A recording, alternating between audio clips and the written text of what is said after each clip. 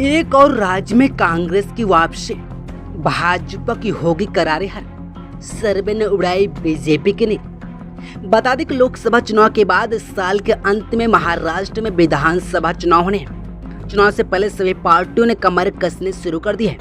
इन सबके बीच मीडिया में ताजा सर्वे आया है, जिसे देखकर बीजेपी की नींद उड़ना तय माना जा रहा है। महाराष्ट्र में कुल 288 सीटें हैं। जनसत्ता की रिपोर्ट में छपे सर्वे के मुताबिक बीजेपी को महाराष्ट्र में 55 से 65 सीटें मिलने का अनुमान जताया गया है। अगर इस सर्वे की माने तो महाविकास आघाड़ी अच्छी खासी सीटें जीत सकती है। महाविकास आघाड़ी में शिवसेना, कांग्रेस और एनसीपी शामिल है। इससे पहले 2019 में बीजेपी ने राज्य में 105 और 2014 में 122 सीटों पर जीत हासिल की थी। दोनों चुनाव में बीजेपी राज्य में सबसे बड़ी पार्टी बनकर उभरी थी, लेकिन सर्वे में इस बार उसे झटका लगता दिख रहा है। रिपोर्ट के मुताबिक सर्वे बीजेपी की आंतरिक रिपोर्ट के हवाले से दिया गया है। रिपोर्ट में कहा गया कि एकनाथ शिंदे को बीजेपी के सहयोग से दोबारा सत्ता में आने का पूरा भरोसा है।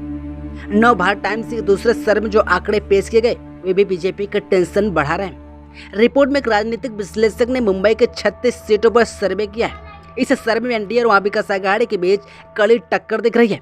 सर्वे में महाविकास आघाड़ी के 17 सीटें, जबकि बीजेपी के नेतृत्व वाले एनडीए को 13 सीटें मिलने का अनुमान है। सर्वे में कहा कि जून तक महाविकास आघाड़ी को 18 सीटें मिलने का अनुमान था। महाविकास आघाड़ी के लिए संजय राउत ने भी जीत का दावा किया है। संजय राउत ने कहा कि इस चुनाव में बीजेपी के नेतृत्व में एनडीए चुनाव हार रही है। महाराष्ट्र में महाविकास आघाड़ी अपनी सरकार बनाएगी। माना जा रहा है कि सभी सर्वे के आधार पर उद्धव ठाकरे ने भी सीधे तौर पर अमित शाह पर निशाना तेज कर दिया है।